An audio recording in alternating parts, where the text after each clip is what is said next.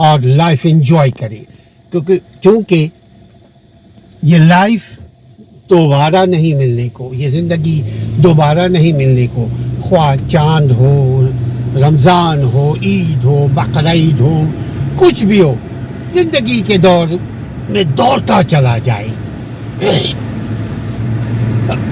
ہم کیا کر سکتے ہیں؟ یقیناً اگر ہم عقل مند ہیں، ہونا چاہیے، تو ہمیں ہر حال میں خوش رہنے کی کوشش کرنی چاہیے۔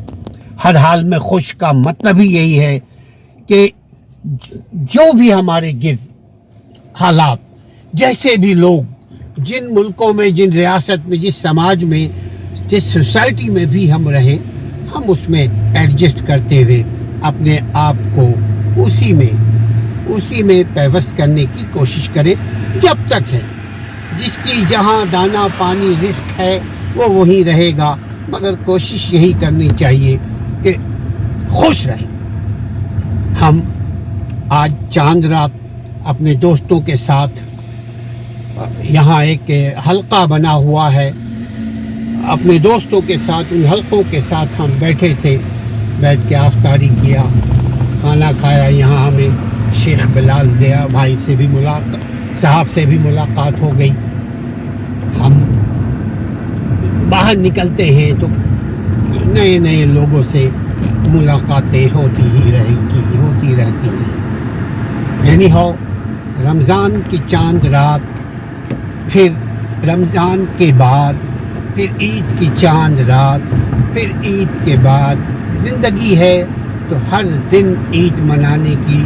عیدین تو دو ہے مسلمانوں کے تہوار میں، مسلمانوں کے شعار میں، لیکن مطلب خوشی منانے کی کوشش کرنی چاہیے۔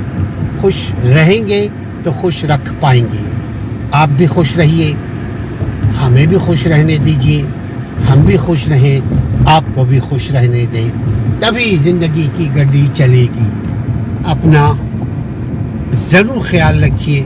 جب آپ اپنا خیال رکھیں گے، واللہ آپ اپنے بچوں کا خیال رکھ پائیں گے، بھائی بہن، ماں باپ، رشتہ دار، عزیز و اقارب، سب کا خیال رکھ پائیں گے جب آپ خوش رہیں گے۔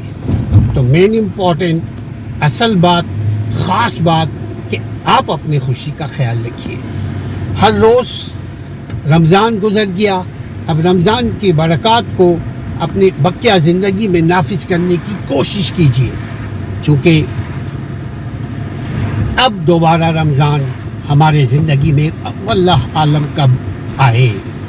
جب بھی آئے گا ہمیں چاہیے کہ ہم اس کی فضیلت سے فائدہ حاصل کریں، برکات کو حاصل کریں، اپنا خیال رکھیں، اپنے گھر والوں کا خیال رکھیں۔